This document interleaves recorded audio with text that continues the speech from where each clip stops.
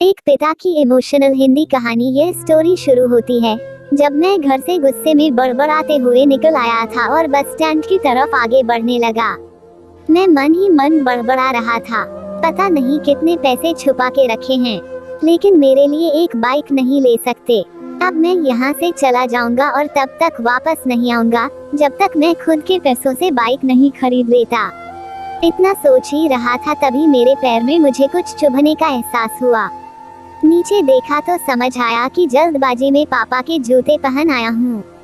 उन जूतों में कील उभरी हुई थी जो मेरे पैर में बार बार घाव किए जा रही थी, लेकिन उस समय गुस्सा अधिक था तो मैं बड़बड़ाते हुए आगे बढ़ गया। एकाएक मुझे याद आया कि मैं पापा का पर्स भी साथ ले आया हूँ। मेरे खुराफाती दिमाग में एक ख्याल आया, क्यों ना आज पापा का पर्स चेक किया जाए, जिसे आज तक उन्होंने किसी को हाथ तक नहीं लगाने दिया था। पता नहीं कौन सा खजाना छुपा है इस पर्स में जो किसी को हाथ नहीं लगाने देते थे। जब मैंने पापा का वह पुराना पर्स खोलकर देखा तो उसमें पैसे तो नहीं मिले, लेकिन पैसों की जगह पर एक डायरी रखी हुई थी। तब मैंने सोचा, ओह, तो यहाँ खजाना छुपा रखा है।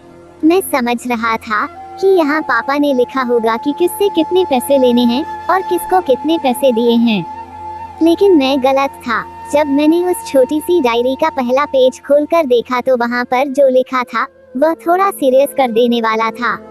डायरी में जो लिखा था उसे पढ़ने के बाद मेरे चेहरे पर जो एक्सप्रेशन थे वो गायब हो चुके थे, क्योंकि डायरी में वैसा कुछ नहीं था जैसा मैं सोच रहा था। वहाँ पर उन पैसों का हिसाब लिखा हुआ था जो अलग अलग कामों के लिए अलग अलग लोगों से उधार लिए गए थे। उस लिस्ट में कंप्यूटर के नाम पर भी पैसे लिए गए थे।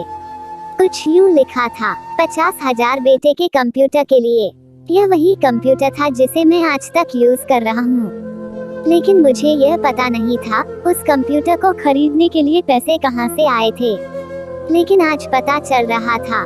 मुझे आज भी याद है जब मैंने पहली बार कैमरे के लिए जिद की थी, जो मेरे पापा ने मुझे 2 हफ्ते बाद मेरे बर्थडे पर ला कर दिया था, जिसे देखकर मैं बहुत खुश हुआ था। और मुझे खुश देखकर मुझसे कहीं ज्यादा अगर कोई खुश था तो वह थे पापा। अब मेरे चेहरे से गुस्सा एकदम गायब हो चुका था। जब मैंने आगे का पन्ना पलटा तो वहाँ पर कुछ विशेष इच्छाएं लिखी हुई थी। पहली जो विश थी उसमें जो लिखा हुआ था, अच्छे जूते पहनना। यह बात मेरी कुछ समझ नहीं आई। तभी मेरा पाँव अचानक सड़क पर भरे हुए पानी पर जा पड़ा और तभी मेरे पाँव में कुछ गीलीपन होने का एहसास हुआ। जब मैंने जूता उतार कर देखा तो उसका तला टूटा हुआ था। यह देखकर मुझे डायरी में लिखी बात याद आ गई। तभी मुझे माँ पापा की कई बातें भी याद आ रही थी कि कैसे माँ जब कहा करती थी पापा से, अब तो जूते पुराने हो गए, नए ले लीजिए, तो पापा अक्सर यह कहकर टाल दिया करते थे, जूते अभी और चलेंगे, अभी कुछ दिन पहले तो लिए थे। मुझे आज समझ आ रहा था कि कितने दिन और चलेंगे। साथ ही साथ यह भी समझ आ रहा था कि पापा पर्स को क्यों छुपा कर रखते थे। तभी उस डायरी को पढ़ते हुए बस स्टैंड पर पड़ी बेंच पर आकर बैठ गया। अब उस डायरी का आखिरी पन्ना बचा हुआ था। उस पन्ने को जब मैंने पलट कर देखा तो वहाँ कल की डेट लिखी हुई थी। तारीख के नीचे लिखा हुआ था 50,000 रुपए बाइक के लिए। बस इतना पड़ा और दिमाग सन रह गया। अब मेरे मन में कोई शिकवा गिला नहीं बचा था, बस मेरी आंखों से आंसू चले जा रहे थे। मुझे आज तक नहीं पता तब मैं क्यों रोए जा रहा था। अब मैं जल्दी से घर की तरफ भागा, लेकिन जूतों की वह कील पाँव में अब तक घाव बनाने में कामयाब हो चुकी थी।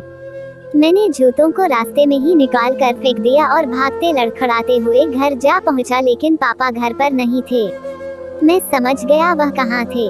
मैं सीधा पास वाली बाइक एजेंसी की तरफ भागा। पता नहीं आज कहाँ से इतनी ताकत आ गई थी कि मैं भागते हुए थक नहीं रहा था, और वह भी बिना जूतों के नंगे पैर। जैसे तैसे मैं बाइक एजेंसी पर पहुंचा। पापा वहीं थे। मैंने पापा को दौड़कर गले लगा लिया और मेरी आंखों से आंसू रुकने का नाम ही नहीं ले रहे थे। पापा को समझ नहीं पा रहे थे आखिर हो क्या रहा है, मैं क्यों रो रहा हूँ। मैंने पापा से कहा, पापा मुझे मोटरसाइकिल नहीं चाहिए, आप अपने लिए जूते ले लीजिए।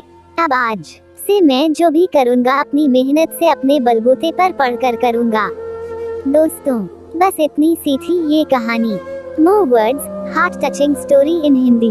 यह हार्ट टचिंग स्टोरी लिखते हुए आज मेरी भी आंखें नम हुई है। मैं आज आपसे कहना चाहूँगा, ठीक ऐसे ही होते हैं हमारे पिता।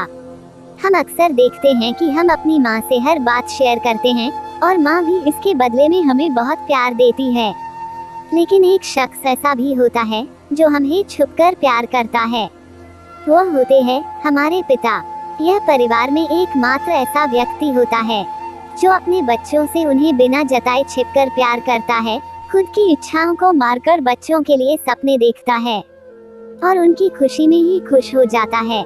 मुझे नहीं पता कि आप अपने पेरेंट्स की इज्जत करते हो या नहीं, लेकिन अगर आपके पास पेरेंट्स हैं तो आप बहुत खुश नसीब हो, क्योंकि इस दुनिया में बहुत से लोगों को तो पेरेंट्स का प्यार भी नसीब नहीं होता। अंत में मैं यही कहना चाहूँगा कि माँ बाप की भावनाओं का सम्मान करें।